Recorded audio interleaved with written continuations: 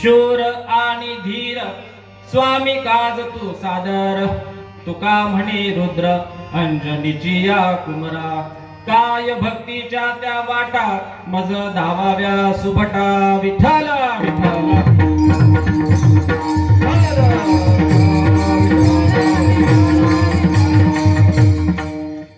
शरण शरण हनुमंता, तुम्हालो रामदूता, काय भक्तीच्या त्या वाटा मज धावाव्या सुभटा. पांडुरंग करू प्रथम नाम, पांडुरंग करू प्रथम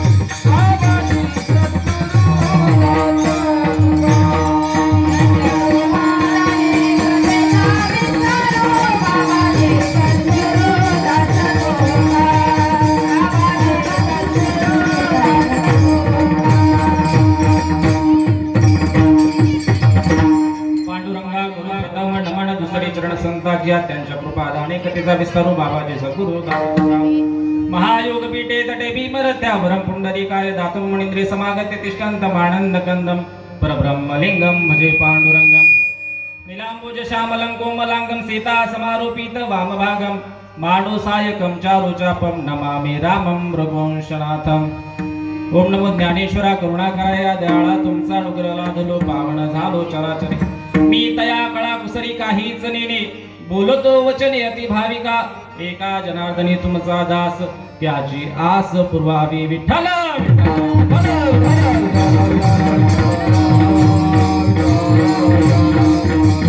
दयांचे केल्या स्मरण होय सकळ विद्यांचे अधिकरण तेच बंधू श्री चरण श्री गुरूंचे ते नमस्कारोनी आता शरण शरण हनुमंता तुम्हालो रामदूता काय भक्तीच्या त्या वाटा मज दावा व्यासवटा। प्रस्तुत प्राप्त कीर्तन रूपी सेवेसाठी घेतलेला अभंग देहूचे सुप्रसिद्ध साधू जगद्गुरु श्री संत तुकाराम महाराज यांचा 4 चरणाचा उत्कृष्ट असा हनुमंताच्या चरित्राबद्दल हनुमंताच्या महात्म्याबद्दल नवे प्रत्येक मनुष्यानं आपल्या जीवनामध्ये स्वतःचं हित करण्यासाठी कोणाला शरण जावं याचं सर्व रहस्य सांगणारा हा अभंग आहे विठ्ठल।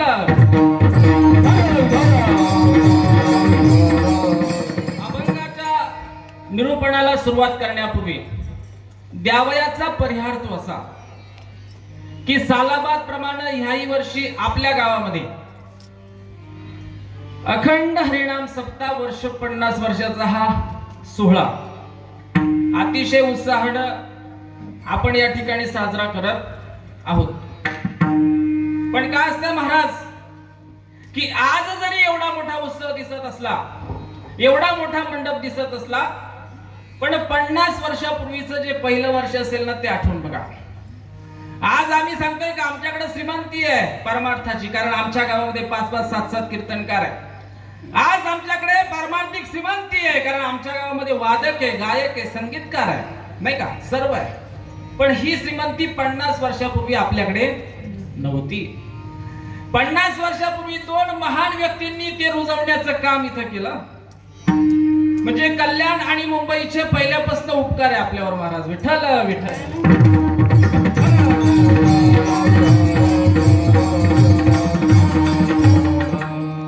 वैकुंठवासी हरिभक्तपरायण साधू निंबाजी सांगळे व वैकुंठवासी हरिभक्तपरायण साधू सीताराम काकड आणि वैकुंठवासी हरिभक्तपरायण माधव बाबा दराडे या 3 लोकांनी आपल्याकडे संकल्पना मांडली का आपण सप्ताह केला पाहिजे। कल्याण मुंबईच्या ठिकाणी ज्या प्रकारचा सप्ताह होत असतो त्याच प्रकारच्या त्याच धर्तीवरती आपल्या गावामध्ये सुद्धा सप्ताह केला पाहिजे नाही का असं त्यांच्या मनामध्ये 50 वर्षापूर्वी कल्पना आली आणि त्या कल्पनेतनं त्यांनी आपल्या गावामध्ये इवलेसे रोप लाविले द्वारी त्याचा वेलो गेला गगनावरी या न्यायानं आज आपल्या सप्त्याला 50 वर्ष पूर्ण झाली। पण ही सहजासहजी झाली का सहजासहजी असं कुठलीही गोष्ट शक्य होत नाही कारण का 4 तपांची पूर्तता झाली आणि 5व्या तपामध्ये आपण आहोत आणि परमार्थामध्ये 5 आकडा जो आहे ना महाराज तो खूप महत्वाचा आहे। आपल्याकडे 5च कीर्तनकार आहेत जे टिकून आहे म्हणजे कीर्तनकार अनेक होतील परमार्थामध्ये अनेक येतील पण परमार्थात टिकणारे कमी असतील एवढं लक्षात ठेवा विठ्ठल।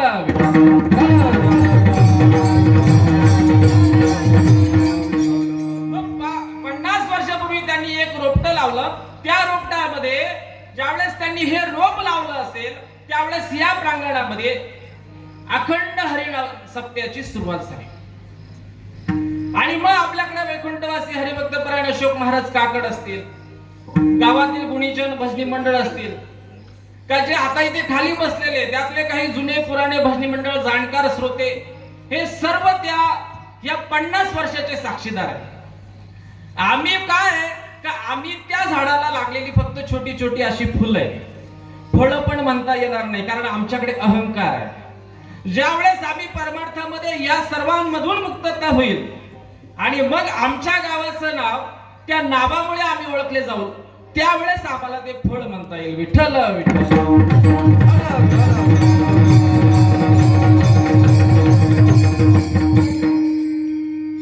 मग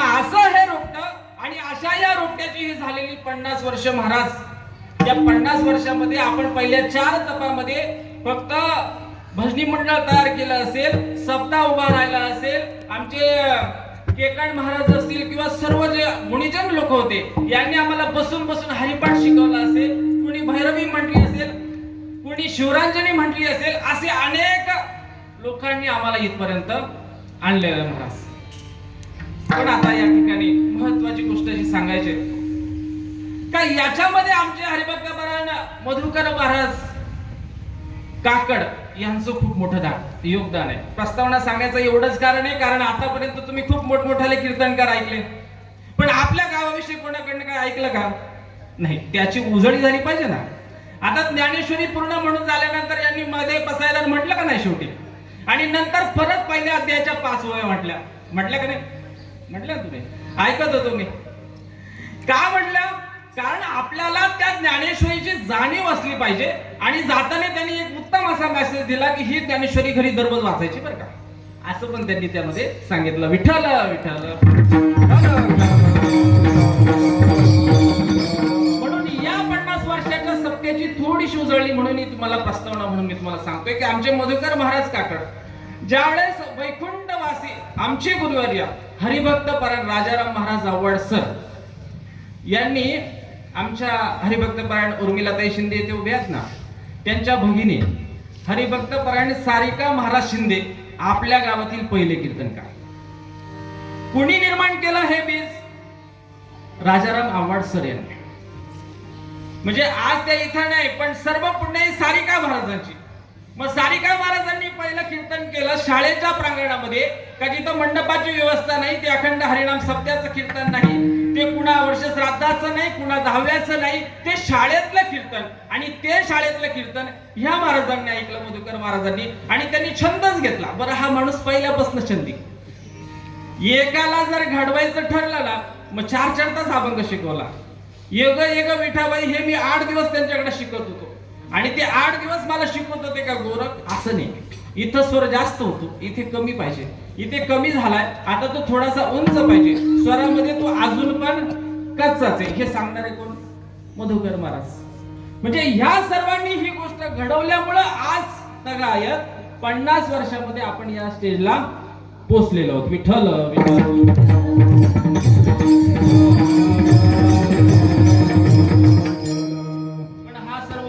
सोहळा करत असताना सुद्धा काही अनपेक्षित घटना का ज्याचा उल्लेख करणं गरजेचं आहे. का ते घडायला नको होत्या महाराज, पण ते घडल्या. की आमचे मित्र रोहन महाराज शिंदे आणि रामा महाराज कांदळकर यांचं अपघाती निधन या ठिकाणी झालं. त्याची गोष्ट घडायला नको होती, पण कसं असतंय का गावामध्ये सप्ताह सुरू झालाय, सप्त्यामध्ये अशी काही घटना घडते, त्यावेळेस तो एक प्रारब्धाचा भाग आहे. काय? प्रारब्धाचा भाग आहे. अन्न मान धन येते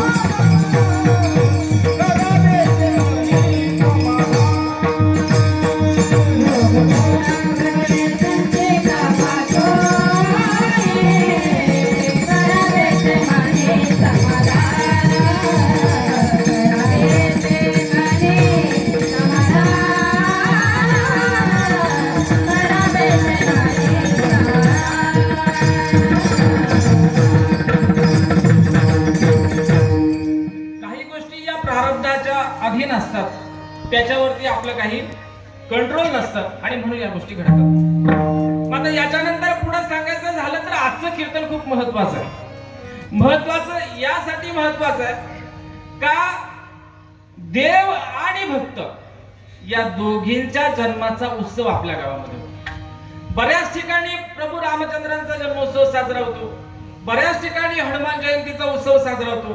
पण अशा काही ठिकाणी म्हणजे शैले शैलेन माणिक्यम मौक्तिक्यम न गजे गजे साधवणे सर्वत्रम चंदनम न वणे वणे. श्लोक सांगतोय, चाणक्य सांगतात की बाबा प्रत्येक जंगलामध्ये चंदनाचं झाड असत नाही.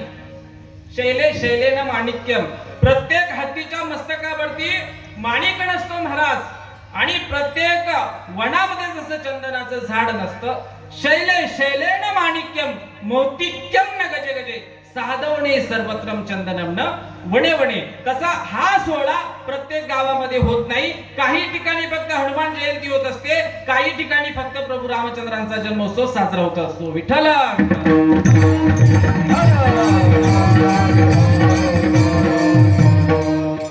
मग आता ह्या अभंगामध्ये तुकाराम महाराज म्हणतात की मला माझ्या आयुष्यामध्ये काही ना काहीतरी गंतव्य गाठायचं आहे. नवे नवे जो मनुष्य या भूतलावरती जन्माला आलेला आहे त्याचं काहीतरी अंतिम गंतव्य असलं पाहिजे, काहीतरी अंतिम लक्ष असलं पाहिजे. विद्यार्थ्याचं लक्ष असलं पाहिजे का मी परीक्षेमध्ये पास झालो पाहिजे, मृदुंगाचार्याचं लक्ष असलं पाहिजे का आम्ही उत्तम असा पखवाद वाजवला पाहिजे, गायकाचं ध्येय असलं पाहिजे का मला उत्तम प्रकारे गायन गाता आलं पाहिजे, कीर्तनकाराचं ध्येय असलं पाहिजे का मला अनेक ज्ञान अर्जित करून ते समाजापर्यंत पोहोचवणं हे माझं काम आहे. हे कोणाच्या लक्षात आलं पाहिजे? हे प्रत्येकाचं अंतिम गंतव्य आहे. पण हे अंतिम गंतव्य प्राप्त करण्यासाठी आपल्याला कोणाला तरी शरण जावं लागेल. त्याच्याशिवाय आपल्याला ह्या गोष्टी आपल्याला अनुकूल होत नाही. जर आम्हाला मधुकर महाराजांनी पेटी शिकवली नसती, गायन शिकवलं नसतं, तर आम्हाला आज म्हणता आलं असतं का? नसतं म्हणता आलं. म्हणजे कुणाला तरी शरण जावं लागेल. पण शरण शरण हनुमंता. आणि हा जो अभंग आहे ना किसनळा, तर हा अभंग आपली जी गाथा आहे त्या गाथेतील 163 नंबरचा बरं का. म्हणजे गाथेची सुरुवात, म्हणजे ज्यावेळेस कवित्व करण्याचा तुकाराम महाराजांच्या मनामध्ये विचार आला, आणि विचार आल्यानंतर त्यांनी हा विचार केला की बाबा मी कोणाचा आदर्श घेतला पाहिजे का जेणेकरून मी उत्तम प्रकारचा परमार्थ करेन. मग त्यांनी विचार केला की एकच आहे का हनुमंतराय जे आहे ना त्यांना जर आपण गेलो शरण शरण शरण हनुमंता तुम्हा आलो रामदूता. का जायचं? कारण ते रामाचे दूत आहेत म्हणून त्यांना आपण शरण गेलं पाहिजे. मग त्यांनी आपल्याला असं काय देणार बाबा ते का जेणेकरून आपल्याला आपल्या आयुष्यामध्ये आपला उत्कर्ष करता येईल? मग त्यांनी सांगितलं का यशाचे सर्व मार्ग त्यांच्याकडे. मग परमार्थामध्ये भक्ती महत्वाची ना, भक्तीच्या सर्व वाटा त्या एका साधकाला माहिती आहे. म्हणून आपण हनुमंतरायाला शरण गेलं पाहिजे, कारण त्यांच्याकडे भक्ती मार्गाचे सर्वचे सर्व वाटा त्यांच्याकडे आहेत. काय भक्तीच्या त्या वाटा मज दाबाव्या सुभटा. म्हणजे अगदी सोप्या आणि साध्या भाषेत सांगणार आहे. बरं एवढ्यावरच थांबले नाही, कारण हनुमंतराय जे आहेत ना ते पराक्रमाने सामर्थ्यशाली आहे, त्यांच्याकडे बुद्धी आहे, त्यांना बुद्धिमत्तां वरिष्ठ असं म्हणतात. म्हणजे बुद्धी पण आहे आणि ज्ञान पण आहे. या दोन्ही गोष्टी एकत्र असून त्यांचं आपल्या प्रभूवरती इतकं प्रेम आहे का ते फक्त प्रभूचं काम करण्यासाठी तत्पर असतात. आणि बरं एवढंच आहे का? तर अजिबात नाही. त्यांचा जो अवतार आहे ना तुका म्हणे रुद्र, म्हणजे त्यांचा जो अवतार आहे तो भगवान शंकराचा असून ते अंजनीचे कुमार आहे. म्हणून आपण त्या अभंगाचा विचार करणार आहोत. विठ्ठल विठ्ठल.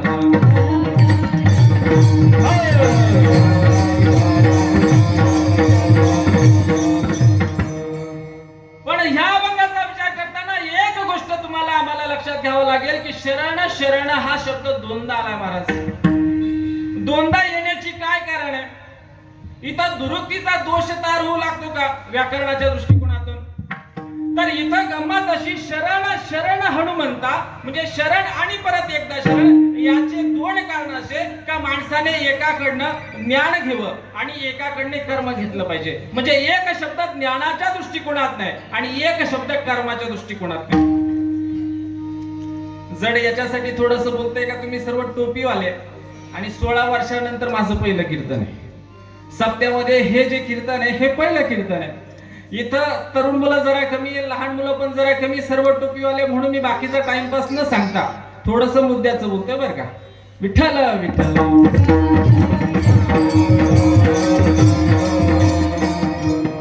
दोन शब्द इथं महत्वाचे, एक आहे ज्ञान आणि एक आहे दुसरा कर्म. हे दोन गोष्टी का महत्वाच्या आहेत यांनी जी ज्ञानेश्वरी सांगितली, ऐकली आणि बोलली गेली, त्याचा शेवटचा एक श्लोक होता महाराज, यत्र योगेश्वर कृष्ण यत्र पार्थो धनुधरा तत्र श्री विजयभूती ध्रुवा नीतीर मतीर ममा. संजयाचा हा श्लोक आहे का संजयानं सांगितलं तुम्हाला तुमच्या आयुष्यामध्ये सुखी व्हायचं असेल, समाधानी व्हायचं असेल, संपत्ती हवी असेल, पैसा हवा असेल, तर या सर्व गोष्टी तुम्हाला भेटतील. पण केव्हा भेटतील? ज्यावेळेस तुम्हाला ज्ञान असलं पाहिजे आणि दुसरी गोष्ट म्हणजे ते कर्म असलं पाहिजे. आता हे लहान लहान मुलं इथं उभे आहे, बरोबर, वारकरी शिक्षण संस्थेमधले मुलं आहेत, यांच्याकडे ज्ञान आहे. कसलं ज्ञान आहे? टाळ कसं वाजवावा हे त्यांना त्यांच्या गुरुने शिकवलंय. त्याच्यामधले ताल त्यांना शिकवले का त्रितालामध्ये पण आपण वाजवू शकतो, ठाईमध्ये पण आपण टाळ वाजवू शकतो. त्याच्या मात्रा त्यांना समजवल्या गेल्या. हे त्यांच्याकडे आलेलं ज्ञान आहे. काय आहे? ज्ञान आहे. पण ते इथं आल्यानंतर त्यांनी टाळ वाजवला आपल्या समोर. म्हणजे काय केलं महाराज? कर्म केला. म्हणजे ज्ञान आणि कर्म हे दोघं एकत्र आल्यानंतर आपण म्हणतोय का किती सुंदर मुलं आहेत, किती लहान लहान मुलं आहेत, पण टाळ एकदम तालात वाजवतात. आहे का नाही? हे केव्हा शक्य आहे? जेव्हा त्यांच्याकडे ज्ञान आणि कर्म या दोन्ही गोष्टी आहेत तेव्हा. आपण सर्व शेतकरी वर्गातले आहोत महाराज. मोठमोठे मासिक आपल्याकडे येतात. द्राक्षाचं मासिक आलं, आपण फक्त वाचून बघितलं. आपल्याला द्राक्ष लागवड कशी करावी याचं संपूर्ण ज्ञान आहे. त्याला किती प्रमाणात पाणी द्यावं, कुठले फवारे मारावेत, हे सर्व माहित आहे. पण आपण लावू शकतो का? नाही. ज्ञान आहे पण कर्म नावाचा प्रकार आहे का? आपल्याकडे कर्म होऊ शकत नाही, कारण आपल्याकडे पाणी नाही. पाणी नसल्यामुळे आपण द्राक्षाचा विचार करू शकत नाही. पण द्राक्षाबद्दल संपूर्ण माहिती आहे का नाही? संपूर्ण माहिती आहे.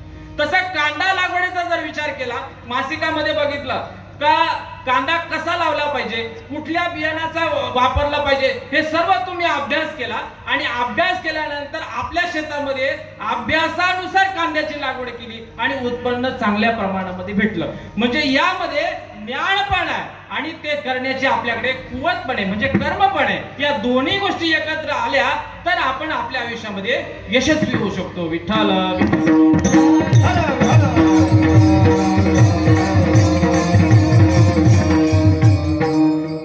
म्हणून या दोन शब्द ज्ञान आणि कर्म या दोन्हीच्या विचारानं तुकाराम महाराजांनी घेतलेला आहे. मग आता थोडस आपण पुढे जाऊ. पण मग आपल्याला असा प्रश्न होतो का निर्माण झालाय का बाबा जे संत आहे का ज्यांनी हा संसार जिंकलाय, ज्यांना या संसारामध्ये दुःख कळतंय का दुःख बांधवडी आहे हा संसार, सुखाचा विचार नाही कोठे, हे त्यांना माहित आहे. त्यांनी या संसारातून अलिप्त होण्याचा निर्णय घेतलाय. एवढं सर्व केल्यानंतर सुद्धा म्हणजे ते संत आहेत, त्यांनी सर्व 6 षड विकार जे आहेत ते विकारांपासून ते दूर गेले, तरी सुद्धा बाबा ते शरण का जातात? त्यांनी शरणांगता हा जो काही जो मज होई अनन्य शरण त्याचे मी निवारी जन्म मरण शरणांगता शरण्य मीची 9व्या अध्यायामध्ये ही ओवी आलेली आहे. का या ओवीमध्ये असं म्हटलंय का भगवंत सांगतात की बाबा तू मला शरणे, मला शरणे. मग तुकाराम महाराज भगवंताला शरण न जाता हनुमंतालाच का जाता? त्याचं कारण असं आहे का तुकाराम महाराज असं म्हणतात की बाबा या प्रांगणामध्ये जे बसलेत ना हे सर्व सुद्धा माझ्यासारखे मनुष्यच आहे. मग ह्या प्रत्येकाला त्याला मोक्ष मिळाला पाहिजे आणि तो मोक्ष कुठून भेटेल? तर हनुमंत रायाला जर आपण शरण गेलं ना तर आणि तरच आपल्याला मोक्ष भेटेल. आता ही नवीन पिढी, या नवीन पिढीला सुद्धा परमार्थ आपल्याला त्यांच्याच भाषेत सांगावं लागेल. जर आपण पहिल्यासारखं सांगितलं तर चालणार आहे का? तर चालणार नाही, हे त्यांना त्यांच्या भाषेमध्ये सांगावं लागेल. आणि हनुमंत हा जो शब्द आहे ते स्वतःचं कर्तृत्व सांगणारा असा मोठा शब्द आहे. हनुमंत हनुमंत म्हणजे तरी काय? का ज्या वेळेस हनुमंतराय जन्माला आले आणि त्यांनी आकाशामधला सूर्य बघितला आणि बघितल्यानंतर त्यांच्या मनामध्ये वासना निर्माण झाली का मला भूक लागली आणि ह्या भुकेसाठी मी काहीतरी अन्नप्राशन केलं पाहिजे. मग काय करावं? मग त्यांनी अन्नप्राशन करण्यासाठी त्यांनी बघितलं का आकाशामध्ये अवकाशामध्ये एक सूर्य दिसतोय. मग त्या सूर्यालाच आपण गिळंकृत केलं तर ते फळ म्हणून जर आपण खाल्लं तर चालणार नाही का? म्हणून उड्डाण केलं आणि त्या उड्डाणामध्ये इंद्रानं बघितलं बाबा याने जर सूर्य गिळला, याने समजा जर सूर्य गिळला तर सृष्टी राहणार नाही आणि सृष्टी जर राहिली नाही तर देवाच्या लीला होणार नाही. रावणाला मारण्याचं अजून बाकी आहे. रावणासारखा मारण्यासाठी प्रभू रामचंद्राला हनुमंताने मदत केली तरच रावण मरू शकतो आणि जर आताच हा इथे गेला तर काय करावा. म्हणून इंद्रानं वज्र मारला आणि तो त्याच्या हनुवटीला लागला, म्हणून त्यांचं नाव हनुमंत आहे. ते सांगतात बाबा हा माझा पराक्रम आहे. पराक्रम हा याच्यासाठी आहे का माणसाचा शत्रू सुद्धा तेवढ्या दर्जाचा असला पाहिजे तर माणसाचं कर्तृत्व समजत असतंय. महाराज विठ्ठल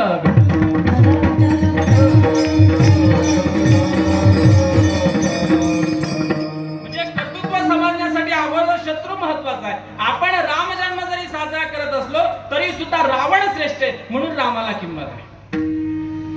बरं रावणासारखा भक्त कुणाचा नाही महाराज. रावणासारखा श्रेष्ठ भक्त नाही. म्हणजे पिंडीवर ज्यावेळेस कमळ कमी येतं, फुल कमी येतं, तर स्वतःच मस्तक जे आहे ते तोडून ठेवणारा कोण आहे? रावण आहे. एवढा श्रेष्ठ दर्जाचा तो भक्त आहे. भगवान शंकराचा आहे. नागेंद्र हराय त्रिलोचनाय भस्मांगराय महेश्वराय नित्याय शुद्धाय दिगंबराय तस्मेणकाराय नमो शिवाय असा रावण आहे. आणि त्याला मारण्यासाठी म्हणून प्रभू रामचंद्रांचा जन्म आहे महाराज. म्हणून माणसाची उंची किती हे समजण्यासाठी अगोदर माणसाचा शत्रू बघितला पाहिजे. महाराष्ट्रावरती छत्रपती शिवाजी महाराज होते. त्यावेळेस तिथे बसून औरंगजेब हा शिवाजी महाराजांचा सर्वात मोठा शत्रू होता. शिवाजी महाराज हे किती मोठे हे बघण्यासाठी शिवाजी महाराजांचा शत्रू औरंगजेब आहे ना. मग म्हणून कोण कोण आलं इथे? अफजल खान आला असेल, बरोबर. इथे शाहिस्ते खान आला असेल, पण जो मूळ शत्रू आहे ना महाराज तो कोण आहे? औरंगजेब. का ज्याला महाराष्ट्रात आल्यानंतर संभाजी महाराजांसोबत एवढं युद्ध करावं लागलं आणि एवढं युद्ध केल्यानंतर संभाजी महाराजांना त्यांना हरवणं शक्य झालं नाही. एवढा मोठा पराक्रमी औरंगजेब, एवढा मोठा शत्रू आहे म्हणून आजही या जगामध्ये छत्रपती शिवाजी महाराजांचं नाव आहे. विचारा इथल्या जनाजनाला, विचारा इथल्या मनामनाला, कुणावरती तुमची प्रीती? उत्तर एकच, छत्रपती विठ्ठल.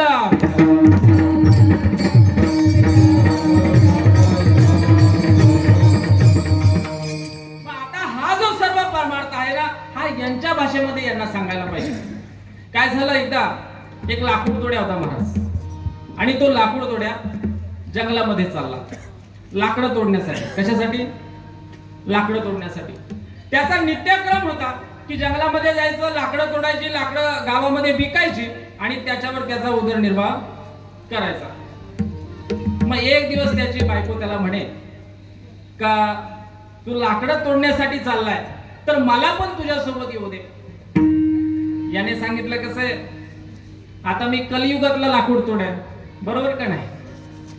आणि त्यामुळं कलियुगामध्ये कसं असतं महाराज का आपलं आपल्या पत्नीवरती प्रेम असतंच. त्या अनुषंगानं त्या लाकूड तोड्याचं सुद्धा त्याच्या बायकोवरती प्रेम आहे. बरं, बायकोवरती प्रेम असणं काही चुकीचं नाहीये. का नाहीये? कारण शास्त्र असं सांगताय का बाबा प्रभू रामचंद्रांचं सुद्धा सीतेवरती खूप असं प्रेम आहे. गंमत झाली, कैलास पर्वतावरती भगवान शंकर आणि त्यांच्या बाजूला पार्वती माता बसलेल्या होत्या आणि वनामध्ये सीतेला रावणानं पळून नेलं. सीतेचं हरण झालं. बरं, सीतेचं हरणही का झालं? सीतेमध्ये अशी काही कमी होती का, कमतरता होती का? अजिबात नाही. तप होतं, सौंदर्य होतं, पतिव्रता होता. एवढा पातिव्रत्य धर्म असताना सुद्धा श्रीनाम द्विगुण आरो बुद्धिस्तासा चतुर्गुणो साहसम षडगुणम चैवे कामो अष्टगुण उच्यते.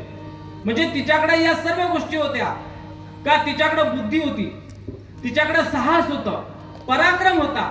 या सर्व गोष्टी एकत्र असताना सुद्धा सीतेचं अपहरण झालं. त्याचं एकच कारण का तिने फक्त त्या लक्ष्मण रेषा ओलांडली होती. विठ्ठल विठ्ठल.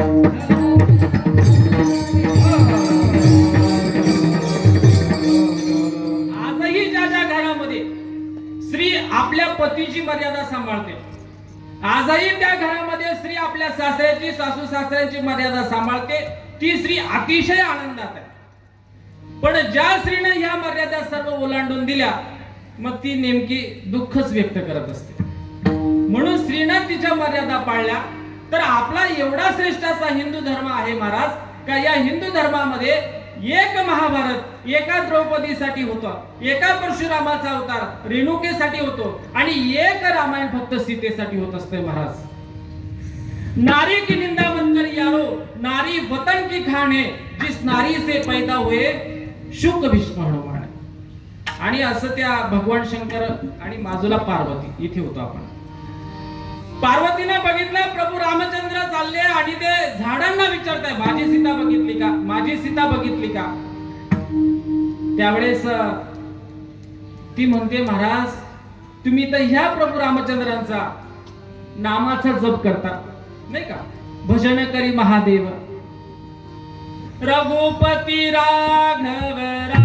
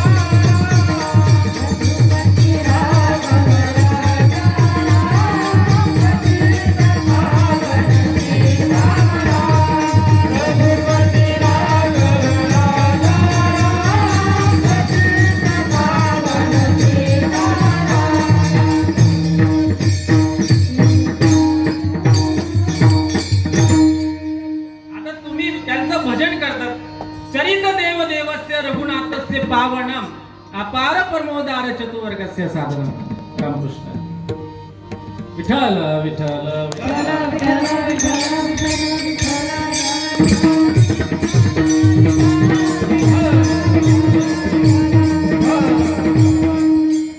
ही सर्व दोडीकरांचीच कृपा आहे.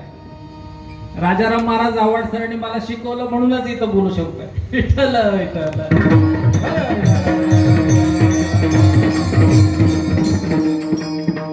त्यांनी सांगितलं बाबा तुम्ही ज्याचं नामस्मरण करतात आहे ते प्रभू रामचंद्र. तुम्ही श्लोक सांगितला ना, चरित देव देवस्य रघुनाथस्य पावनम अपार प्रमोदार चतुर्वर्गस्य साधनम, नाही का.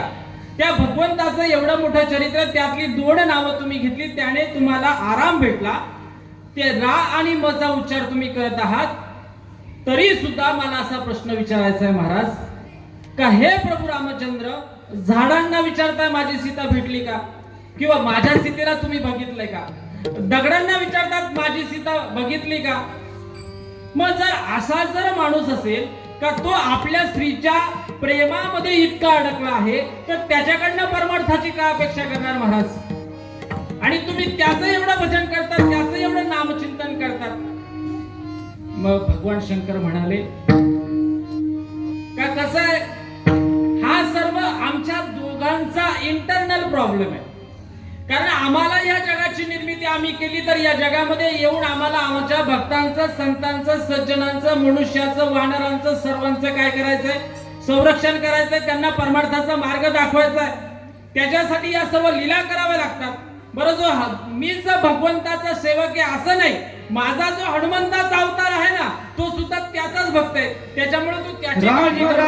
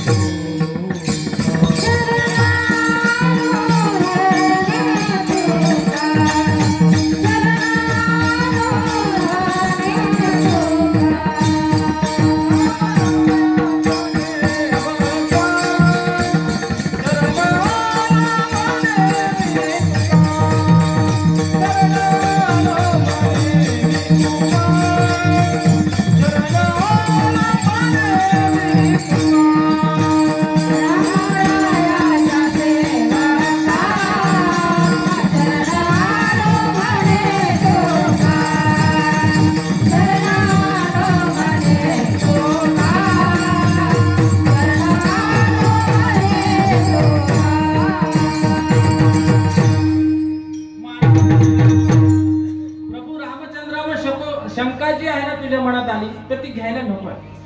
तिने सांगितलं महाराज असं चालत नाही. बरं स्त्रीचं कसं असते, तिच्या मनात जर एखाद्या शंकेची पाल चुकली, म्हणजे पाल चुकली, तर ती तिचा शेवट शोधल्याशिवाय ती काही राहत नाही. मग आता तिने सांगितलं मी आता प्रभू रामचंद्रांची परीक्षा बघणार आहे. मग त्या पार्वती मातेनं सीतामायेचं असं सुंदरचं स्वरूप धारण केलं. महाराज अति रूपेन वै सीता, अति गर्वेन रावणा, अति दानात बलिर्बुद्धो, अति सर्वत्र वर्जयत. चाणक्य सांगतात बाबा सीता जी होती ना ती अतिशय सुंदर होती. रावण होता तो अतिशय गर्विष्ठ होता. आणि अशा सीतेचं स्वरूप धारण करून प्रभू रामचंद्रांच्या समोर, आता मी दृष्टांत पुढे वाढवत नाही कारण पुढे टाइम होईल. मग आता सीता समोर आली. सीता म्हणजे पार्वती माता बरं का. सीता समोर आली, प्रभू रामचंद्रांना दंडवत केला, प्रणाम केला आणि सांगितलं हे प्राणनाथा, मला शोधण्याची काही एक गरज नाही, मी तुमच्या जवळच आहे, तुम्ही कशाला शोधता. प्रभू रामचंद्रांनी हात जोडले आणि सांगितलं आई एवढे कष्ट करायचीच गरज नव्हती.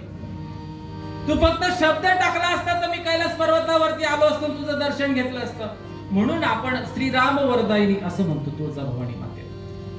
मग एवढं प्रेम प्रभू रामचंद्रांचं सीतेवर आहे, तसंच प्रेम त्या लाकूड तोड्याचं आपल्या बायकोवरती आहे. महाराज विठ्ठल विठ्ठल.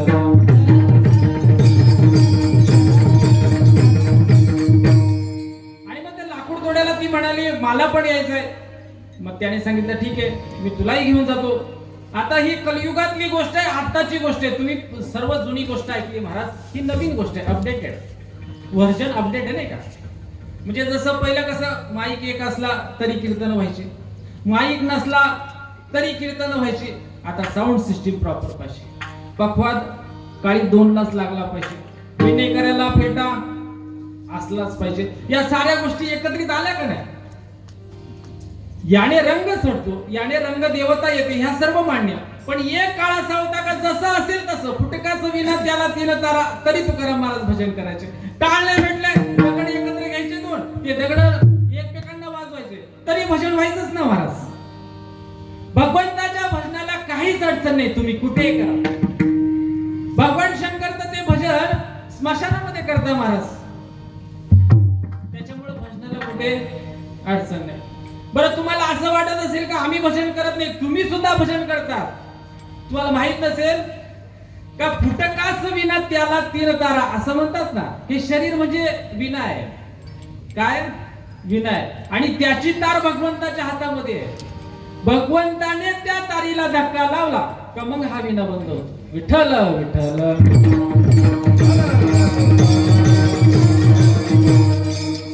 मग आता त्या लाकूड तड्याला ती बायको म्हणे मला यायचं. त्याने सांगितलं बाबा चल. तो लाकूड तड्या घेऊन गेला. जंगलामध्ये लाकडं तोडण्याला सुरुवात झाली आणि एक विहीर होती, त्या विहिरीच्या बाजूला एक झाड होतं आणि त्या झाडावरती तो लाकडं तोडण्याचं काम चालू होता. ती बायको काय करायची, ती लाकडं गोळा करायची आणि वेचून बाजूला ठेवायची. त्याने लाकडावरनं तोडली गेली एक फांदी पडली आणि त्या फांदीला पकडता पकडता ती बायको पाण्यामध्ये पडली. दुःख झालं महाराज, नितांत प्रेम आहे बायकोवरती. खूप दुःख झालं, रडायला लागला. बरं बायकोसाठी रडणारा हा एक नाही, भरतरी राजा सुद्धा 9 ग्रंथ उचकून बघा. भरतरी राजा सुद्धा पिंगलेच्या नादामध्ये 12 वर्ष रडलाच ना. तेव्हा कुठे देव प्रसन्न झाला. मग देव आले, याने पण बायकोसाठी खूप कष्ट केले, रडू लागला. देव आले, देव प्रसन्न झाले आणि प्रसन्न झाल्यावरती त्यांनी सांगितलं बाबा काय झालं. त्यांनी सांगितलं महाराज काय सांगावं, माझ्या या संसारामध्ये माझी जी अर्धांगिनी आहे ना, माझी बायको ती पाण्यामध्ये पडली आहे, त्याचं मला दुःख झालंय. आता मी काय करू मला समजत नाही. आता एक काम करा. भगवंताने सांगितलं का तुझं एवढं प्रेम बघून मला माझ्या लक्ष्मीची आठवण आली, म्हणून मी तुला तुझी बायको परत करतो. भगवंत त्या पाण्यामध्ये गेले आणि पाण्यातनं एक स्त्री काढली, त्या स्त्रीचं नाव श्रीदेवी. आणि भगवंतांना विचारलं बाबा ही तुझी बायको आहे का. त्या लाकूड तोड्यानं सांगितलं महाराज हो म्हणे हीच माझी बायको. काय सांगितलं, हीच माझी बायको. म्हणजे आहे तुम्ही विठ्ठल विठ्ठल.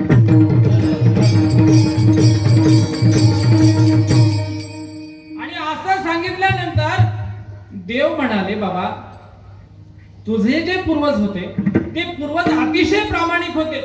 एक दिवस लाकूड तोडे आला जंगलामध्ये, त्याची लोखंडाची कुऱ्हाड पाण्यामध्ये पडली आणि पाण्यामध्ये पडल्यानंतर मी पहिली त्याला सोन्याची कुऱ्हाड काढली, नंतर चांदीची कुऱ्हाड काढली, तरी बाबा तो म्हटला की महाराज ही कुऱ्हाड माझी नाही, मी खूप प्रामाणिक आहे. ज्यावेळेस मी लोखंडाची कुऱ्हाड काढली त्यावेळेस त्यानं सांगितलं ही माझी कुऱ्हाड आहे आणि मला सांग तुला 2 वेळेचं अन्न भेटत नाही तर तू एवढी सुंदर अशी बायको कशी हे करू शकतो.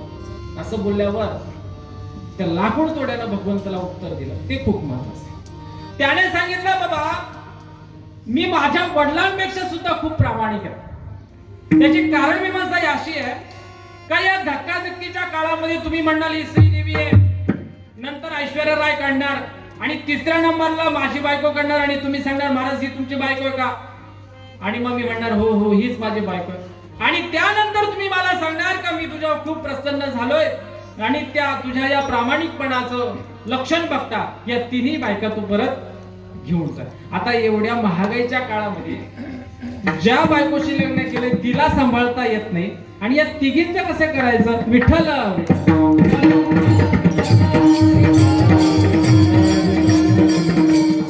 सांगायचं तात्पर्य इतकं की जसा जसा जमाना बदलत चालतो, जसे जसे लोक बदलत जातात, जसे जसे श्रोते बदलतात, तसं तसं कीर्तनकारांना त्याचा मूड बदलायचा असतो. जसा जसा आपला श्रोता बदलतो, बरं श्रोते बदलून ज्ञाते भाग्य नाही आपण ते कल्याणला कीर्तन केलं ते कीर्तन इथं करून चालणार नाही, निराळ्यात कीर्तन केलं हे कीर्तन दोडीत करून चालणार नाही. त्याच्यामध्ये व्हेरिएशन पाहिजे, अपडेट पाहिजे माणूस, म्हणजे आपल्याला बोलता येत असतं. महाराज विठ्ठल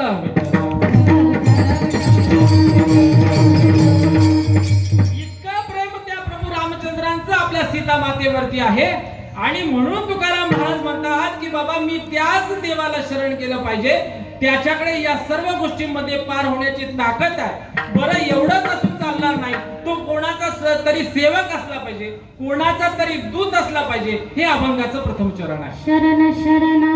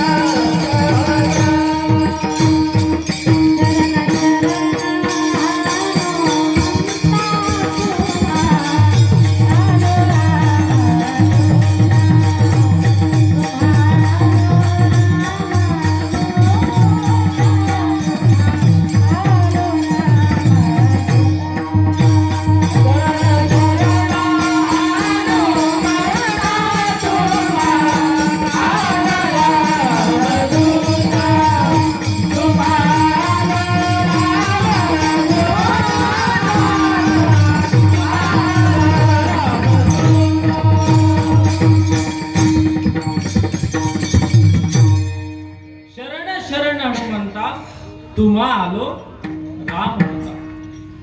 हनुमंतराय कोणाचे दूत आहे? रामाचे, प्रभू रामचंद्रांचे. आणि प्रभू रामचंद्रांचे दूत ज्यावेळेस सीतामायेचा शोध चालू होता महाराज, म्हणजे दूत कसा असावा, दूताकडे कोणती लक्षणं असावी, नवे नवे आपल्या देवावरती त्याची श्रद्धा किती असावी. मग ज्यावेळेस त्यांची मीटिंग भरली, सुग्रीव राजा, प्रभू रामचंद्र, जाबुवंत हे सर्वजण बसले एकत्र.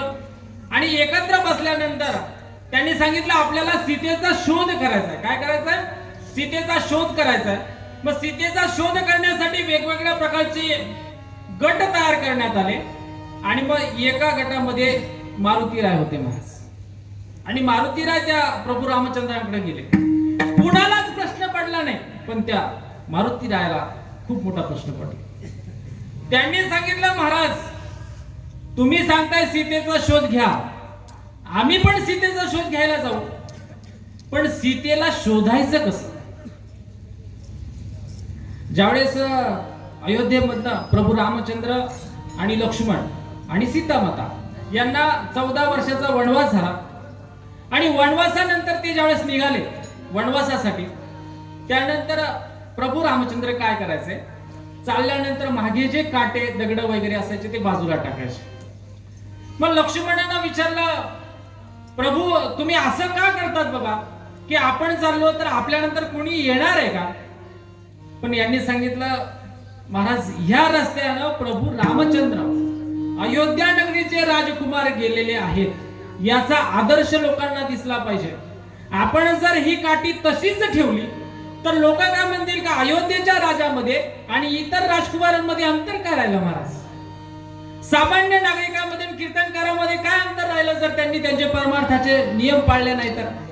डोक्याला गंध लावला पाहिजे, गळ्यामध्ये तुळशीची माळ असली पाहिजे, मुखामध्ये प्रभू रामचंद्रांचं नाव असलं पाहिजे आणि प्रत्येकासोबत विनम्रतेनं त्याचं बोलणं असायला पाहिजे. कोकिलाना स्वरूपम स्त्रीनारूपम पतिव्रता विद्यारूपम कुरूपाना क्षमारूपम तपस्विनाम. बघा, क्षमारूपम तपस्विनाम, तपस्व्याचं ते लक्षण आहे. त्याच्याकडे क्षमा हा गुण असायलाच पाहिजे. जसं तुकाराम महाराजांकडे क्षमा नावाचा गुण आहे, त्याच पद्धतीनं प्रत्येक वारकऱ्याकडे, प्रत्येक कीर्तनकाराकडे क्षमा हा गुण असला पाहिजे. त्याच्याकडे अहंकार नसला पाहिजे. प्रभू रामचंद्र आपल्या कनिष्ठ भावाला म्हणजे लक्ष्मणाला सांगतात की बाबा या रस्त्यानं मी आलोय, हा रस्त्याने प्रभू रामचंद्र गेले, या म्हणून इथे एकही दगड नसला पाहिजे, एकही काटा नसला पाहिजे. म्हणून दोन्ही लोक बघा रस्त्यानं चालल्यानंतर समोर जर एखादी काठीची म्हणजे फांदी जरी पडली असली तरी ते उचलून टाकतात. त्याला रामचंद्रांचे संस्कार असं म्हणतात. विठ्ठल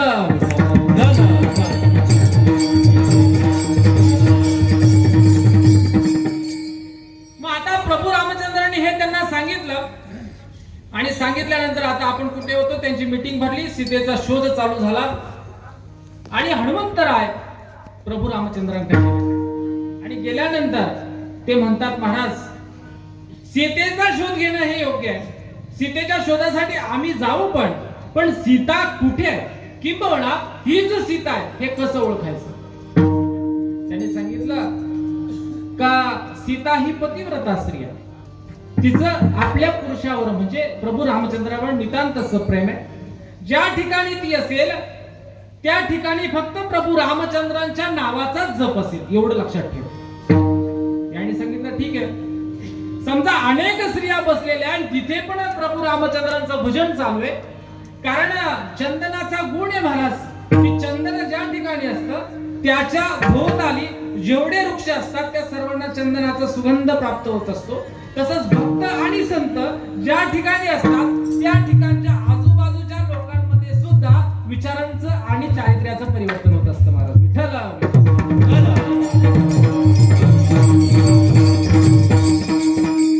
या न्यायानं सीता ज्या ठिकाणी असेल त्या ठिकाणी बाकीच्या स्त्रिया सुद्धा सीतेचं भजन करणार आहे. मग काहीतरी निशाणी द्या. बरोबर, त्यांनी निशाणी म्हणून एक अंगठी काढली आणि ती अंगठी प्रभू रामचंद्रांनी हनुमंताच्या हातामध्ये ठेवली.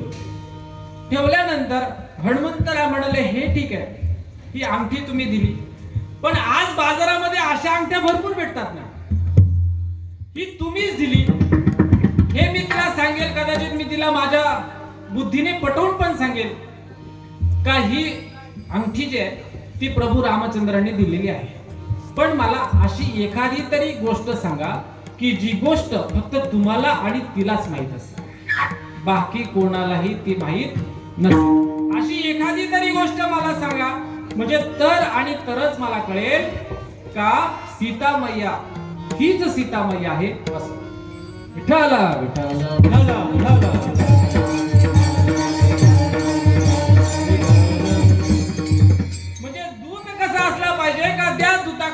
सर्व लक्षणं असलं पाहिजे.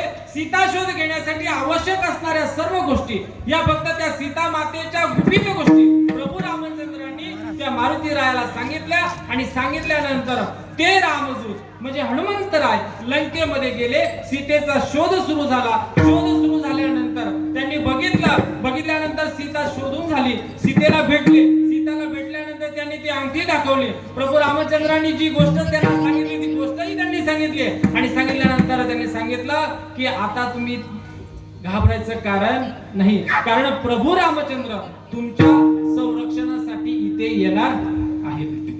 मग तिने सांगितलं बाबा एवढ्या लांबून आला, भूक लागली असेल नाही का, एवढ्या लांबून आले तर तुम्हाला भूक वगैरे तर लागली असेल, जेवण करायचं असेल. मग सीता मातेने सांगितलं, थोडस धावता दृष्टांत सांगतो. सीता मातेने सांगितलं बाबा हनुमंता की तू या नगरीची फळं खा, पण कसं ही रावणाची नगरी आहे, लंका आहे. मग हनुमंत सांगतात लंका जरी असली ती सुद्धा माझीच आहे ना, ही लंका सुद्धा असली ती सुद्धा तुझीच आहे. आता याच्यामध्ये थोडस आपण मागे जाऊ. काय झालं, एकदा हनुमंतराय म्हणजे भगवान शंकराचे अवतार आहे बरोबर.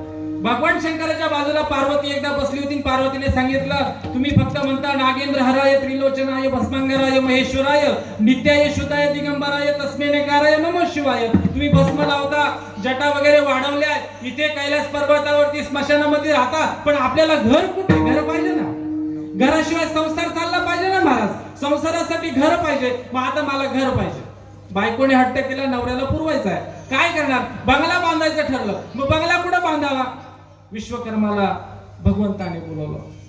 भगवंताने सांगितलं कसं आहे, इतरांचे हट्ट पुरवता मी नाकेने वाळलो. एक वेळेस भक्ताचं हट्ट पुरवणं सोपं आहे, एक वेळेस संतांचा हट्ट पुरवणं सोपं आहे, एक वेळेस बालकाचा हट्ट पुरवणं सोपं आहे, पण बायकोचा हट्ट पुरवणं अवघड आहे महाराज. शंकर सांगता बरं. मग शंकराने सांगितलं काहीतरी करा, पण एखादी नगरी वसवा आणि आमची जी म्हणजे पार्वती आहे तिला मस्त असं सुंदर असं भवन तयार करा. विश्वकर्माने सुंदर असं भवन तयार केला महाराज. त्या भवनाच्या वास्तुपूजेचा कार्यक्रम ठरला आणि वास्तुपूजा मस्त असं मंडप, कीर्तन, प्रवचन सर्वांना निमंत्रण दिलं. गायकांना बोलवण्यात आलं. सर्वजण आले महाराज. पण पूजेला ब्राह्मण पाहिजे ना, ब्राह्मणाशिवाय वास्तुशांतीची पूजा होणार आहे का, अजिबात होणार नाही. ब्राह्मण कोण, मग ब्राह्मणाचं जे कुळ आहे ब्रह्म वंशातला कुणीतरी पाहिजे. म्हणून विश्रवा नावाच्या ब्राह्मणाला निमंत्रण दिलं गेलं. विश्रवा ब्राह्मण आले, वास्तुशांतीची पूजा वगैरे झाली, सर्व यज्ञ वगैरे मांडण्यात आले, वास्तुशांती झाली आणि पार्वती मातेला खूप आनंद झाला की आजपासून आपण या भवनामध्ये राहणार, या लंकेमध्ये आपण राहणार. पार्वती मातेला खूप आनंद, खूप स्वप्न तिने रंगवलेले महाराज. आणि मग आता भगवान शंकर म्हणे की आता बाबा आपली पूजा वगैरे सर्व झाली, पण आता ह्या पूजेची दक्षिणा ब्राह्मणाला द्यावा लागेल का नाही. कीर्तन झालं तर कीर्तन का, नारळ तर द्यावा लागेल, पाकिट नाही दिला तरी. मग आता तुम्ही काहीतरी त्याला दक्षिणा द्यावा लागेल. मग काय द्यायचं, म्हणून त्या भगवान शंकर भोळा माणूस, शिव भोळा चक्रवर्ती, त्याचे पाय माझे चित्त. आणि मग काय द्यावी दक्षिणा. दक्षिणेचे दोन प्रकार असतात महाराज. एक तर ज्याने दिलंय ते जसंच्या तसं जर घेतलं तर त्याचं देणाऱ्याला आणि घेणाऱ्याला पुण्य भेटतं बरं. नाहीतर शास्त्र असं, जेथे कीर्तन करावे तेथे अन्न न सेवावे, पैशाची गोष्ट लांब आहे.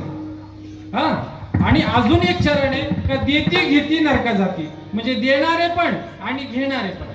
हा, मग आता भगवान शंकरांनी त्याला दक्षिणा द्यायला सांगितलं. मग काय द्यावी दक्षिणा, त्यांनी सांगितलं महाराज आम्ही तुमच्यावर खूप प्रसन्न आहे, मी शिवभोळा चक्रवर्ती, त्याचे पाय माझे चित्ती किंवा तुझे चित्ती जे असेल ते. पण मग आता काय करा, चित्तामध्ये तुझ्या आता फक्त भगवान शंकर दिसतात आहे ना, तर तू काहीतरी दक्षिणा माग. आणि दक्षिणा म्हणून काय मागावी, लंकाच द्या म्हणे. काय द्या, ज्याची मी पूजा केली ती लंका मला प्रदान करा. द्यावी लागली महाराज. ब्राह्मणाला म्हणून नाही चाललं का, नाही चालत. मग आता ती लंका त्या विश्रवाला देण्यात आली आणि त्याचे सर्व वंशज हे रावण ते आता लंकेवर राज्य करतात. ज्यावेळेस ही लंका त्या दक्षिणेच्या स्वरूपामध्ये घेरण्यात आली होती, त्याच वेळेस पार्वती मातेने सांगितले दिलं, त्याच वेळेस तिने शाप दिला होता त्या वैश्रवा ब्राह्मणाला की बाबा आज जरी तू माझी लंका बळकवली असेल पण ही पेटवायला सुद्धा मीच येईल, हे तू घाबरू नको विठ्ठल.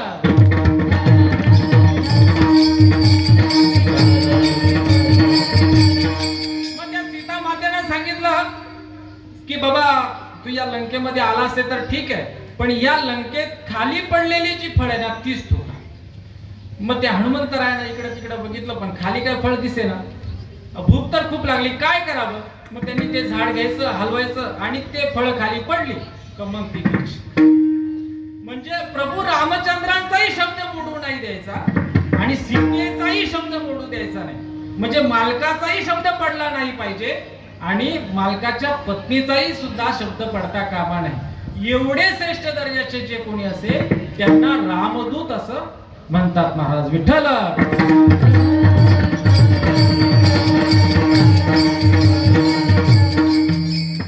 मग या परमार्थिक अधिष्ठानामध्ये जर आपल्याला आपली प्रगती करून घ्यायची असेल, जर आपल्याला आपला उत्कर्ष करावायचा असेल तर आपल्याला अनेक मार्ग आहेत. कीर्तन ही सुद्धा एक सेवा आहे, अर्चन ही सुद्धा एक सेवा आहे, दास्य ही सुद्धा एक सेवा आहे. पण या सर्व सेवा जर कोणी केल्या असेल तर फक्त हनुमंतराय अभंगाचं दुसरं चरण.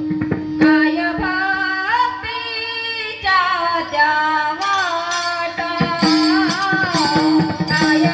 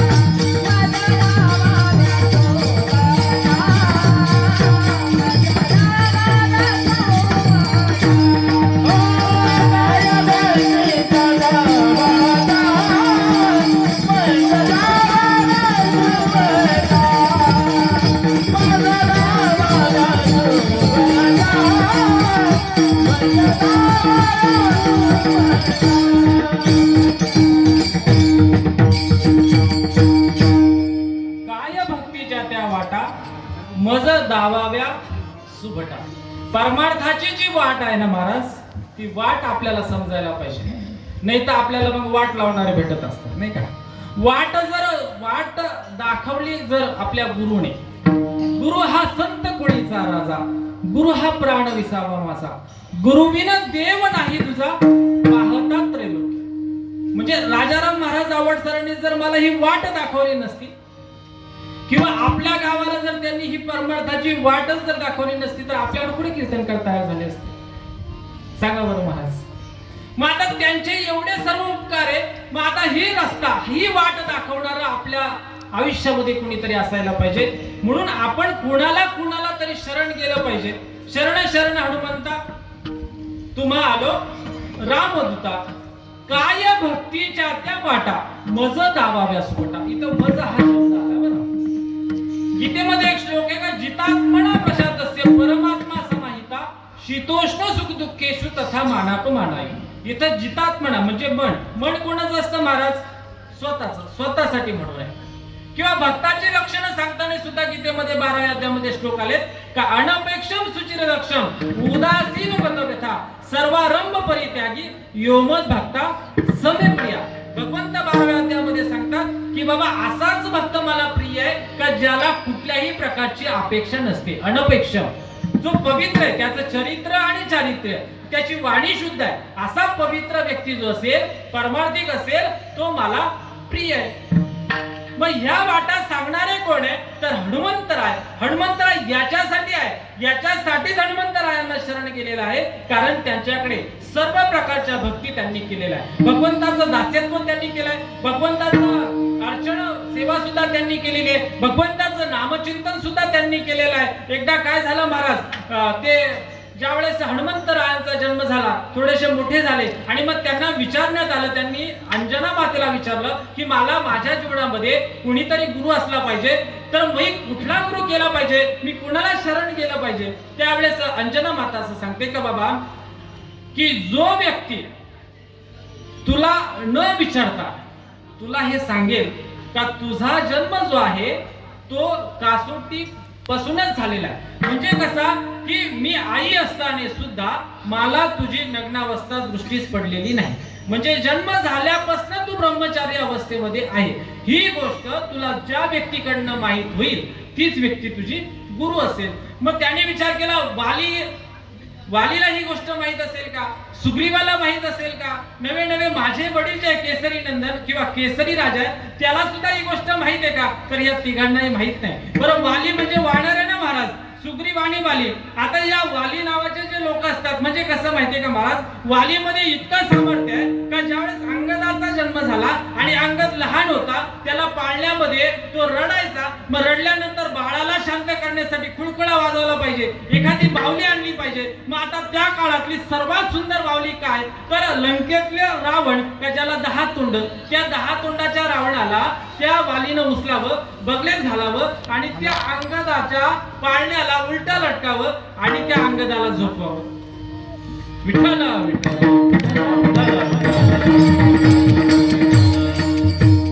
पण समाजामध्ये खूप पराक्रम आहे, खूप शक्ती आहे, खूप सामर्थ्य आहे. पण एवढं सामर्थ्य असून सुद्धा ज्यावेळेस मनुष्य ज्यावेळेस अन्याय होत असताना सुद्धा गप्प असतो, त्यावेळेस प्रभू रामचंद्राला त्याला अन्यायानं मारावं लागतं महाराज. विठ्ठल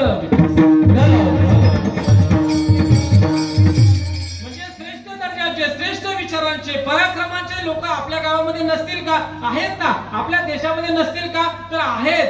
परंतु ज्या वेळी सत्याची बाजू येते आणि असत्य विजयी होत असतो, पण सत्य पराजित होताना हे सर्व लोक ज्यावेळेस शांत बसतात, त्यावेळेस द्रोणाचार्यांना सुद्धा प्रभू श्रीकृष्णांना अर्जुनाच्या माध्यमातून मारावंच लागलं ना. का मारावं लागलं ते सांगतात की ज्यावेळेस द्रौपदीचं वस्त्रहरण चालू होतं त्यावेळेस तुम्ही तिथे होते का नाही? भीष्म होते, द्रोणाचार्य होते, एवढे सर्व तुम्ही जर प्रगतशील होते, तुमची वैचारिक बुद्धिमत्ता होती, तुमच्याकडे सामर्थ्य होतं, गंगापुत्र म्हणून तुम्ही ब्रह्मचारी सर्व श्रेष्ठ असे कुळामधले जन्माला आलेले व्यक्ती असताना सुद्धा तुम्ही अन्याय रोखला नाही, म्हणून त्यांचा वध करावा लागला महाराज. त्याच पद्धतीनं हा जो वाली आहे, हा वाली पराक्रमी आहे, परंतु याच्यामुळे सुग्रीवाला अडचण आहे म्हणून त्याचा वध करावा लागला ना महाराज. विठ्ठल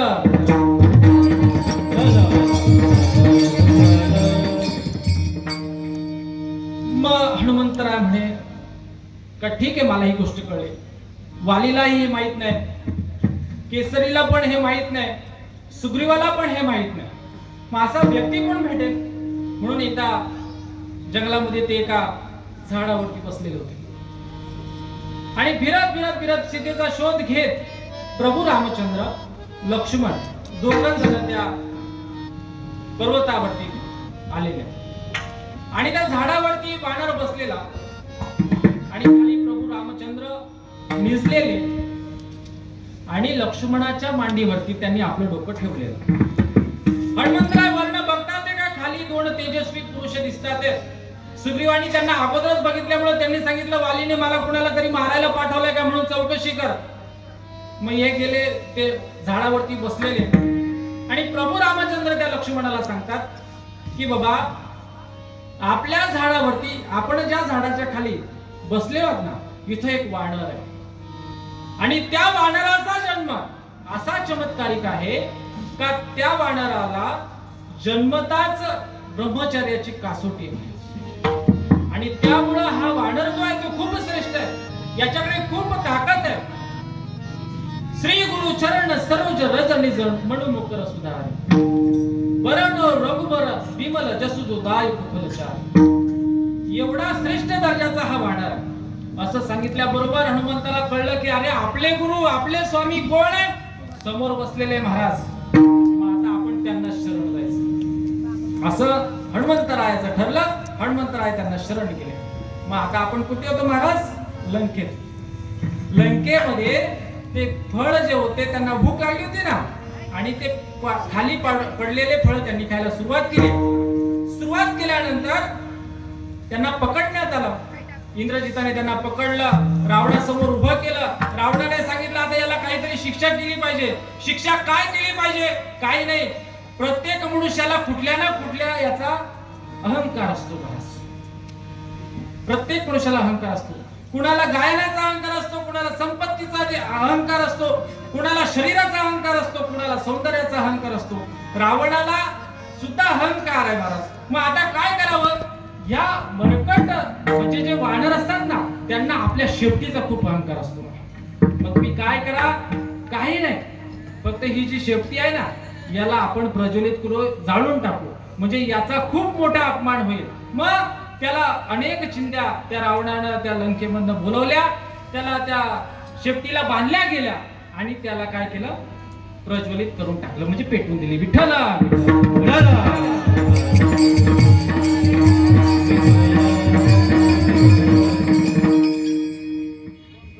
या शेपटीला आग लावल्यानंतर हनुमंताने काय करावं प्रभू रामचंद्रांचं नामस्मरण केलं आणि त्या लंकेला त्या रावणाला त्या संपूर्ण वंशाला सांगितलं बाबा तुम्हाला असं वाटत असेल का माझी शेपटी त्या लंकेला जाळायला आली असं नाही याच्या मागचा मी बॅकवर्डचा जो दृष्टांत सांगितला ना की बाबा ज्या वेळेस पार्वती मातेला घर किंवा भवन पाहिजे होतं त्यावेळेस ही लंका तुझ्या आजोबांनी आमच्याच वडिलांकडनं मागितली मग आता मी ती पेटवण्यासाठी आले म्हणजे शेपटी म्हणजे वानराची शेपटी नाही तर मी स्वतः जगदंबा मातेच्या स्वरूपातली ती शेपटी असून या लंकेचं दहन करण्यासाठी मी या लंकेमध्ये आले म्हणून हनुमंत महाबळी रावणाची दाढी चाळी विठ्ठल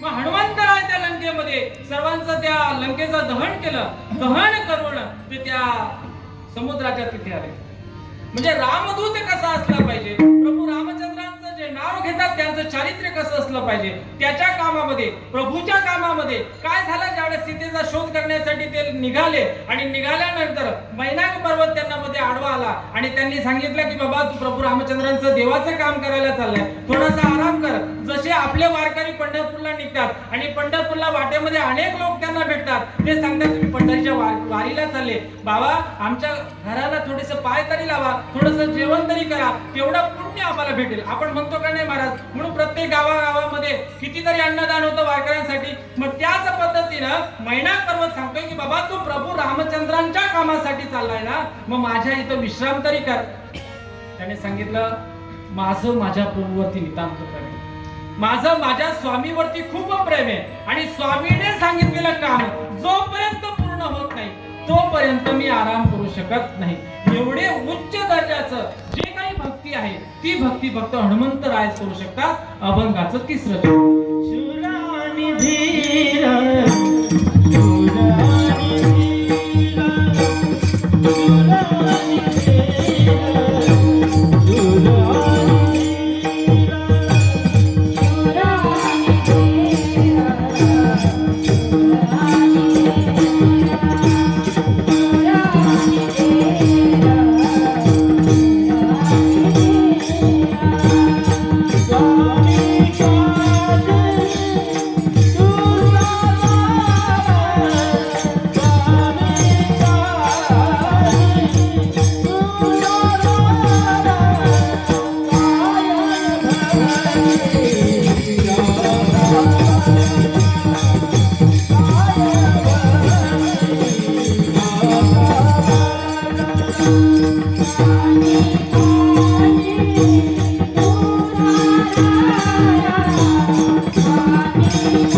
हनुमंतराय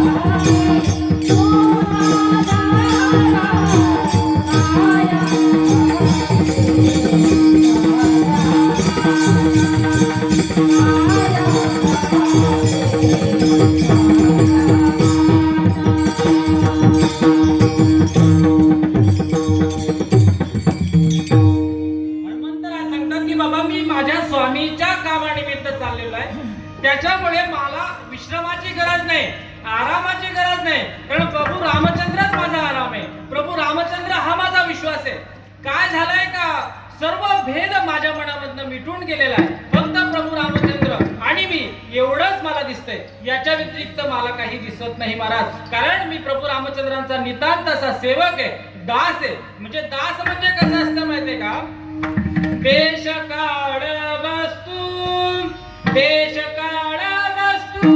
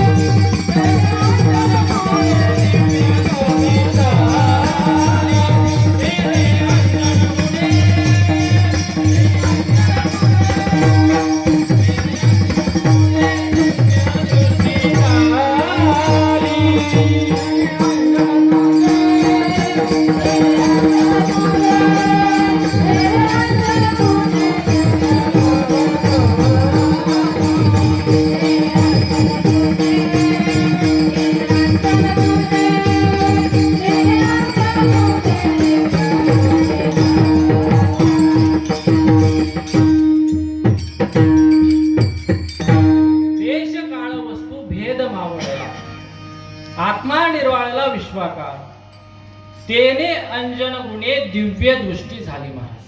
हनुमंतराय सांगतात की बाबा मी त्या प्रभू रामचंद्रांचं स्वरूप बघितल्यानंतर माझी अवस्था या प्रकारची झाली. माता एकदा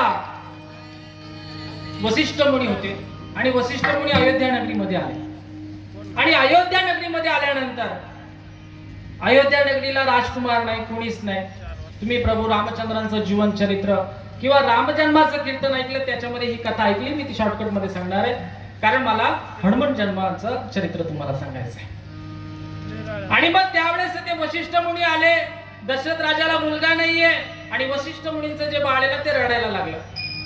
रडायला लागल्यानंतर महाराज काय झालं, आता त्याला शांत करण्यासाठी प्रत्येक जण त्याला घ्यायचं आणि ते कोणाकडेच शांत राहिना आणि राहिल्यानंतर ते बाळ जेव्हा राजा दशरथाने आपल्या हातामध्ये घेतलं आणि घेतल्यानंतर ते बाळ शांत राहिलं.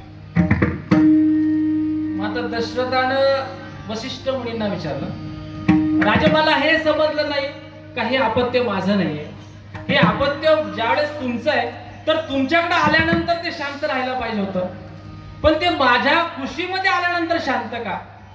त्याने सांगितलं याचं कारण एवढंच आहे का बाबा, जर तुम्हाला मुलं झाली नाही तर मग याचे सर्व म्हणजे मला जसे तुम्ही शिष्य गण आहात, माझ्यासोबत खेळणारे सवंगडी तुम्ही आहात, तसं याच्यासोबत खेळायला कुणीतरी पाहिजे ना. मग राजा दशरथाच्या लक्षात आलं की आपल्याला जे बोलायचं होतं तेच स्वतः वसिष्ठ मुनी बोलतात. मग राजानं म्हणजे दशरथ राजानं पुत्र कामेष्टी यज्ञाचं आयोजन केलं. पुत्र कामेष्टी यज्ञ संपन्न झाला. अग्निदेव प्रसन्न झाले. अग्निदेव प्रसन्न झाल्यानंतर त्यांनी पायस नावाचं जे फळ आहे ते अग्निदेवता समोर घेऊन आले आणि ते फळ त्यांनी सांगितलं, बघा दशरथ राजा, हे जे फळ आहे, हे फळ तुम्हाला संतती देणार आहे. काय देणार आहे? संतती देणार आहे. या फळातनं स्वतः भगवंताचा अवतार होणार आहे. भगवंताचा जो सातवा अवतार आहे, तो सातवा अवतार या फळामध्ये होणार आहे. म्हणून तुम्ही या फळाची विभागणी तुमच्या ज्या 3 प्रमुख राण्या आहेत, त्या 3 प्रमुख राण्यांमध्ये करा. आणि जर असं केलं, त्यांनी हे फळ प्राशन केलं, तर त्यांच्याकडनं काय होणार आहे? भगवंताचा जन्म होणार आहे. माता 3 राण्यांमध्ये काय करावं म्हणून ते फळ त्यांनी हातामध्ये घेतलं. त्याचे 3 भाग करण्यात आले. पण असूया असते माणसाच्या मनामध्ये. त्या राण्यांमध्ये सुद्धा तशी असूया होती एकमेकांमध्ये. कौसल्या माता आणि कैकेयी माता आणि सुमित्रा माता. कैकेयीला शेवटच्या क्षणाला ते फळ देण्यात आलं आणि म्हणून तिला राग आला की मी राजा दशरथाची एवढी आवडती झाली, युद्धामध्ये मी सोबत गेली, मी स्वतःचा हात टाकला, एवढं सर्व केलं, एवढं सर्व मी दशरथासाठी करते आणि तरी सुद्धा हा राजा दशरथ माझ्याकडे लक्ष देत नाही, याने मला शेवटच्या क्षणाला हे फळ आणून दिलं, याला काही अर्थ आहे का? म्हणून तिला तो राग आला आणि तिने ते प्राशन करायचं ठेवलं आणि ते हातातच घेऊन फिरायला लागली.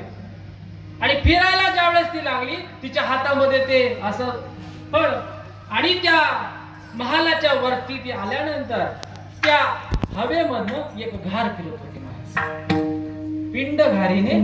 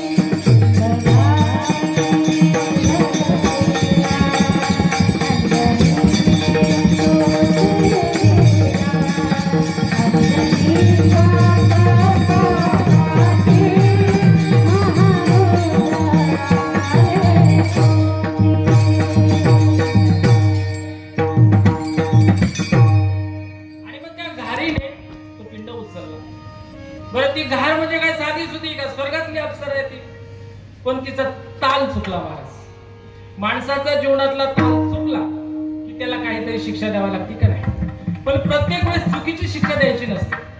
कधी कधी चुकलेल्या माणसाकडनं सुद्धा परमार्थिक कामं करून घ्यायची असतात. म्हणून मग त्या घाणीला शाप देण्यात आला की तुझी मुक्तता तेव्हाच होईल ज्यावेळेस राजा दशरथाची जी कैकेयी नावाची पत्नी आहे, तिच्या हातामध्ये असलेला जो पिंड आहे, तो पिंड घेऊन तू अंजनीच्या हातामध्ये तो जर ठेवला तरच तुला मुक्ती भेटेल. मग त्या न्यायानं तिनं तो पिंड उचलला आणि अंजनी माता या ठिकाणी तिचं तप चालू होतं. तप चालू असताना भगवान शंकर तिला प्रसन्न झाले आणि प्रसन्न होऊन तिला सांगितलं, बाबा सर्वजण हात जोडूनच प्रार्थना करत असतात, पण तू हात जोडून प्रार्थना केली नाही तरी चालेल. तू काय करायचं, दोन्ही हाताशी सरळ ठेवायचे आणि माझा धावा करायचा. तुझी ज्या वेळेस तुझी तपश्चर्या पूर्ण होईल, तुला एक फळ भेटेल किंवा एक पिंड भेटेल आणि तो पिंड तू जर प्राशन केला तर तुला भगवंताचा जो अवतार आहे, म्हणजे माझा जो अवतार आहे, तो अवतार तुझ्या पोटामध्ये येईल. म्हणजे स्वतः मी रुद्र आहे ना, मी भगवान शंकर आहे, मी तुझ्या उदरामध्ये जन्म घेईन असं सांगितल्याबरोबर मग आता तिचा हात असा होता आणि त्या हातामध्ये ते फळ पडलं. केसरी जो आहे तो केसरी सुग्रीवाच्या लष्करातला एक नायक आहे महाराज, का ज्याच्याकडं म्हणजे सैन्य दलाचं काम आहे असा सुग्रीव आहे. आणि तो सुग्रीवाचा हा केसरी जो आहे ना, तो लष्कर प्रमुख आहे. त्याची भार्या ही अंजनी देवता किंवा अंजनी माता. अंजनी मातेने ते फल केलं आणि प्राशन केल्यानंतर त्याच्यामध्ये पण अजून एक गंमत आहे. काय झालं, नारद मुनी होते. नारदाला असं वाटलं, आता माझ्याकडे 15 मिनिटं बाकी आहे पण मी सांगतोच. नारदाला असं वाटलं का माझ्यासारखा संत नाही, माझ्यासारखा भक्त नाही, माझ्यासारखं कुणीच नाही जगामध्ये, मी सर्वात श्रेष्ठ आहे. भगवंताचं नामचिंतन करतो, प्रभू राम हरे, श्री राम हरे, नारायण नारायण असं नामचिंतन करतो. आणि मग मी काम जिंकला असं त्याला अहंकार झाला. माझ्या मनामध्ये कुणाबद्दल आसक्ती नाही, पैशाबद्दल तर अजिबात नाही, काहीच नाही माझ्या मनामध्ये, मी भगवंताचा आहे असं त्याच्या मनामध्ये झालं. भगवान शंकराच्या समोर जाऊन त्याने सांगितलं, महाराज आता मी तुम्हाला माझा पराक्रम सांगायला आलोय. म्हणे काय पराक्रम आहे? पराक्रम एवढाच आहे का मी काम जिंकलाय. यांनी सांगितलं, बाबा मी काम जाळला होता पण मला सुद्धा जिंकता आला नव्हता, तुला जिंकता आलाय तर ठीक आहे, पण हा तुझा पराक्रम तू सोडून कोणाला, म्हणजे मला सांगितलं ना, बस झालं, आता सर्व जगाला सांगण्याची काही गरज नाही. पण आता नारायण असतो, इकडलं तिकडं जाऊन सांगितलं नाही तर त्याला नारायण तरी म्हणता येणार आहे का? नाहीच म्हणता येणार. मग आता ते विष्णू लोकांमध्ये गेले, भगवान विष्णूच्या समोर उभे राहिले आणि त्यांना सांगितलं, महाराज मी काम जिंकला. म्हणे माझा एवढा मोठा पराक्रम आहे का मी काम जिंकला, जे भगवान शंकराला जमलं त्याच्यापेक्षाही मी श्रेष्ठ आहे. असा अहंकार कोणाला झाला? नारदाला झाला.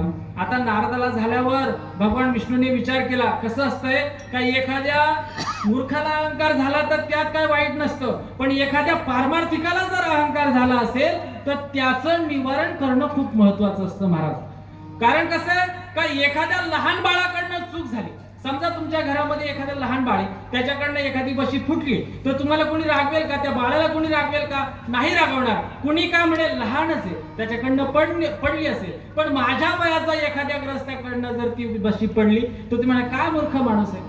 आम्हाला वाटलं तर कीर्तन करते म्हणजे खूप चांगला असला पाहिजे, बशी सांभाळता येत नाही, ताल काय सांभाळेल. विठ्ठल विठ्ठल.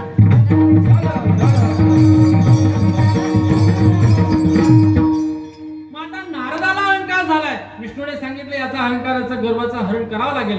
काय करावं? काय नाही, एक स्वयंवर मांडला गेला आणि मग त्याला सांगितलं, बाबा तू काम जिंकला, चांगली गोष्ट आहे, पण मग आता काय करावं? मग त्या नारदाच्या त्या अहंकारासाठी भगवान विष्णूने एक नगरी स्थापन केली आणि त्या नगरीला एक राजा होता, त्याची एक कन्या होती. आणि मग हा ब्राह्मणच, याने काही नाही, तिचं भविष्य बघण्यासाठी गावामध्ये गेला. त्या स्त्रीचा हात त्याने हातामध्ये घेतला, मुलीचा, आणि सांगितलं, बाबा की तुमची कन्या खूप गुणवान आहे, खूप रूपवान आहे, तिची आयुष्य रेषा खूप चांगली आहे, तिची लग्न रेषा म्हणजे आता 4-5 महिन्यामध्ये तिचं लग्न होणार आहे. तिचा जो नवरदेव असेल तो भगवंताच्या लक्षणाने युक्त परिपूर्ण असा तिचा नवरदेव असणार आहे. भगवंताचे जेवढे काही गुण आहे ते सर्व गुण तिच्या नवरदेवामध्ये असेल. आणि ती स्त्री अतिशय सुंदर. नारदानं बघितलं आणि नारदाच्या मनात विचार आला की मी सुद्धा भगवंताचा भक्त आहे आणि मी भक्त तू देव ऐसे करीत, असं या न्यायानं मी भगवंतासारखा असू शकतो, म्हणजे या स्त्रीशी आपल्याला विवाह करायला काही अडचण नाही. मग राजानं स्वयंवर मांडला गेला आणि मांडल्यानंतर यानं सांगितलं, देवा विष्णू देवा, हिच्या नशिबामध्ये भगवंताचाच अवतार लिहिलेला आहे. मग आता तुम्ही एक काम करा, मला खूप असं सौंदर्य प्रदान करा.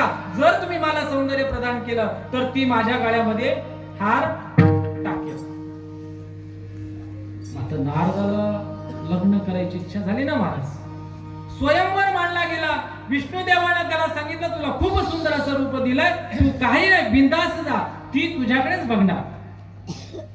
आणि त्या स्वयंवरामध्ये भगवान शंकराचे 2 दूत त्या ठिकाणी आलेले होते महाराज.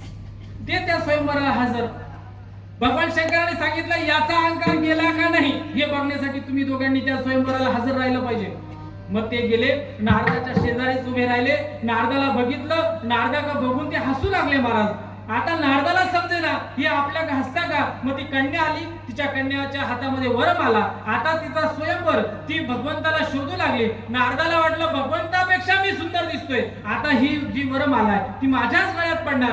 मग ते बाजूचे दोघं हसत होते. मग ते हसण्याचं कारण कसं असतं की मनुष्यानं कारण नसताना हसू नये, बरोबर. मग आता त्याने विचारलं नारदाने, बाबा तुम्ही काय असतात? त्यांनी म्हणे, तुम्ही खूप सुंदर दिसताय. त्याच्यामुळे मग दिसणारच, भगवंताने सौंदर्य दिलंय मला. एक काम करा, तुम्ही आरशामध्ये जाऊन फक्त तुमचा चेहरा बघून या, तुम्हाला कळेल का तुम्ही किती सुंदर आहे. मग नारद म्हणे का मला तेच प्रश्न पडलाय का जर मी इतका सुंदर आहे तरी सुद्धा नवरी माझ्याकडे बघेन का? मग नारदाने त्या पाण्यामध्ये आपला चेहरा बघितला आणि मरकट स्वरूपाचा तो चेहरा बघितला, वानराचं तोंड, आणि ते तोंड बघितल्यानंतर नारदाला राग आला. नारदाने शाप दिला, देवा तू माझ्या शरीराचा जो काही माझ्या चारित्र्याचा जो या संसारामध्ये बाजार मांडला ना, तसंच तुला मी शाप देतो का हे सर्व वानर घेऊनच तुला लंकेमध्ये जावं लागेल. लंकेमध्ये जाण्यासाठी तुला मनुष्याची काही गरज पडणार नाही, मनुष्य तुला मदत करणार नाही. तू अयोध्येचा राजा जरी असला पण तुला अयोध्येच्या नगरीतले सैनिक तुझ्या कामाला येणार नाही. तुला आमच्यासारखे सर्व सामान्य लोकच तुझ्या बरोबर घेऊन जावं लागेल. तू कितीही मोठा असला तरी सुद्धा वानरांशिवाय तुझं काही होणार नाही. त्याने शाप दिला आणि मग ते दोन्ही गण भगवान शंकराच्या समोर येऊन उभे राहिले.